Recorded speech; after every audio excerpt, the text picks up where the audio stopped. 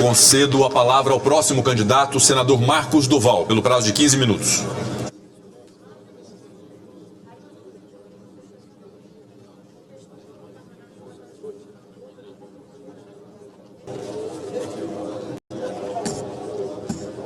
Boa tarde a todos.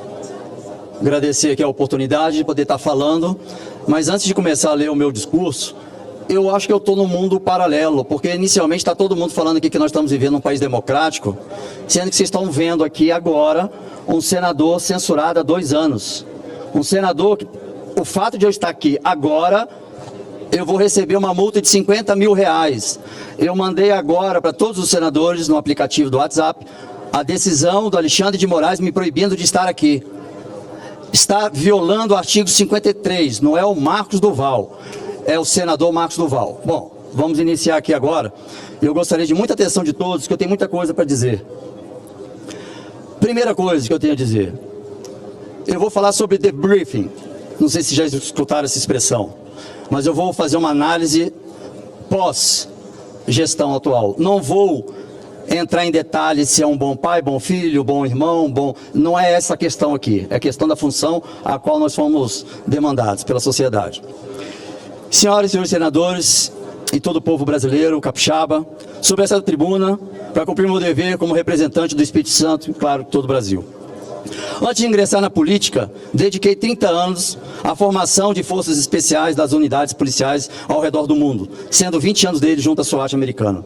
Aprendi a importância da capacitação contínua, da disciplina, da estratégia e, acima de tudo, da verdade, da coragem diante das adversidades. Por isso que eu inicio aqui um debriefing. Hoje, como senador, minha principal arma para defender a população é a minha voz, é esse local que eu estou. Mas isso foi me retirado de forma ilegal e inconstitucional. Agora, falarei sobre a maior perseguição política da história do Brasil. Impressionante quando a gente fala, as pessoas ainda parecem comentar, conversar, parece que... Eu acho que eu sozinho no mundo paralelo, eu e Girão, não é possível. Porque as pessoas não estão prestando atenção nas coisas que eu vou começar a dizer aqui. Isso pode mudar lá no final, aquela pessoa que pode passar fome e morrer porque não tem o que comer. Não é porque não tem picanha, não vai ter o que comer. E o que eu vou dizer aqui pode fazer a diferença disso. Sejamos responsáveis pela vida humana. Fui submetido... Bom, eu vou falar sobre a história.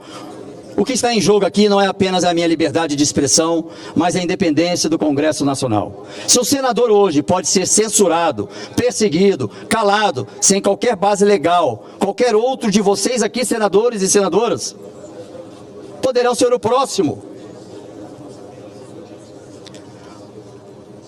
Fui submetido a medidas ilegais e inconstitucionais que ferem direitos garantidos da nossa Constituição, feita aqui.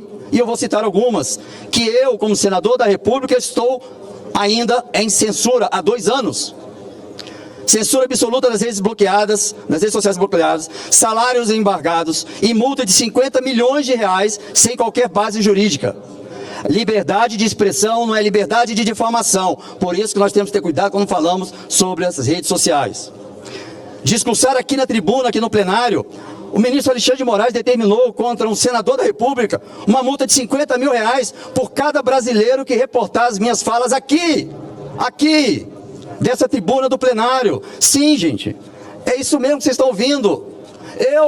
Para cada cidadão brasileiro, tá? Eu mandei para vocês a decisão judicial, para cada brasileiro que multiplicar minha fala daqui hoje, eu vou pagar R$50 mil por cada brasileiro que postar, me proibindo de estar aqui. E o que fez? Eu peço vênia pela sinceridade, mas o que fez a atual presidência do Senado ao longo desses 2 anos de perseguição, que ainda vem sofrendo como senador da República? Concretamente, nada. Mesmo sabendo que eu estava exercendo as minhas funções constitucionais de fiscalizar os outros poderes, e ainda como membro da comissão representativa, que muitos nem sabem que existe, o dever de investigar e convocar ministros para esclarecimentos. Foi assim que eu fiz no dia 8 de janeiro. E tem muita coisa que vai aparecer sobre o dia 8 de janeiro. A ilegalidade do ministro Alexandre de Moraes nos últimos tempos tem enfrentado desafios que testam os limites da democracia e das instituições. Mas a democracia não pode ser um sistema seletivo, onde alguns têm voz e outros são silenciados. Aqui estou. A pluralidade de ideias é a essência da República e garantir que ela seja respeitada é um dever de todos nós. A maior perseguição política da história, partindo de um único ministro. Infelizmente, com a conivência da mesa do Senado, que estava, sou o único senador da história do Brasil, escutem, eu sou o único senador da história do Brasil que, enquanto exerce seu mandato, está censurado, com redes sociais bloqueadas, salários bloqueados, com multa de 50 milhões de reais, que eu não tenho nenhum mil reais, e a multa de 50 mil para cada vez que eu estiver aqui nessa tribuna. Tive meu passaporte diplomático e civil suspensos, em total violação dos meus direitos constitucionais, de ir e vir garantido pelo artigo 5º da Constituição, não como senador, como cidadão brasileiro. E como parlamentar e membro da Comissão de Relações Exteriores e Defesa Nacional, tenho o passaporte diplomático suspenso. É uma violação ao artigo 53 da Constituição, é uma violação aos acordos internacionais a quais o Brasil é signatário. E tem gente rindo ainda aqui. Também estão violando o artigo 220 da Constituição, que protege a liberdade de expressão e proíbe qualquer tipo de censura. Isso para todos os brasileiros. E mais, meu gabinete aqui no Senado, minha residência particular, o apartamento funcional, foram invadidos por ordem de um único ministro, sem um fato determinado, sem uma denúncia formal e contra a recomendação da Procuradoria-Geral da República, que proibiu. Mesmo assim, ele invadiu. Isso significa que um único ministro determinou a invasão de um outro poder da República. Pare e pense da gravidade da democracia, que nós não estamos num país democrático. Está aqui um senador censurado. Pare de falar que nós estamos numa democracia. Que hipocrisia! E ainda restam dúvidas sobre a gravidade da censura que sofro. Basta olhar para o que aconteceu com a minha candidatura à presidência do Senado. Ninguém sabia. Eu fui candidato, eu coloquei meu nome em dezembro, 19 de dezembro do ano passado. Fui o primeiro a oficializar minha candidatura. E só ontem, através da TV Senado, os meus pares souberam que eu era candidato. Isso é democracia? Ninguém, a imprensa não sabia, ninguém sabia. Isso é democracia? O artigo 53 da Constituição é claro: parlamentares são invioláveis, civil e penalmente por suas opiniões, palavras e votos. Mas a Constituição continua sendo ignorada. O Senado precisa reagir. E essa perseguição, eu vou mostrar para vocês, senhores e senhoras senadores. Não se trata mais de direita, esquerda, governo, oposição. Trata-se de algo maior, que é a defesa da democracia e da Constituição. Democracia e Constituição. Nada mais do que isso. Nós temos, qual é o prédio principal? É o Congresso. Na construção de Brasília já deixou o recado. Aqui é a casa do povo, é aqui que legisla. Ponto, está na Constituição, não é eu que estou tentando convencê-los, é só ler a Constituição. Se permitirmos que um senador censurado, perseguido, amanhã, como eu disse, pode ser um de vocês. E eu não vou apoiar, mesmo que seja de oposição, qualquer tipo de censura e qualquer tipo de perseguição política, que inclusive perseguição política, que é claro que o ministro Alexandre de Moraes está fazendo com a direita, é crime contra a humanidade. O Tribunal Penal Internacional, no momento certo, tornará isso público. E outros órgãos que mais à frente, se eu tiver tempo, eu falarei. O que estamos presenciando hoje é a ditadura da toga, que, infelizmente, contou com a conivência da atual gestão do Senado Federal. O Congresso precisa retomar seu papel e defender suas prerrogativas, e a separação entre os poderes é fundamental. O respeito e a harmonia entre os poderes. Eu não estou aqui dizendo que vai ter vingança. Não. Nós precisamos seguir a Constituição. Ponto. Transparência no voto, direito de voto. Mas antes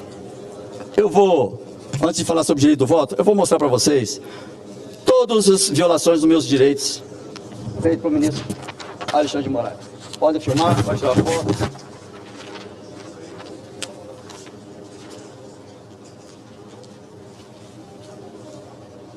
Tem mais ali para puxar, quem quiser pode puxar.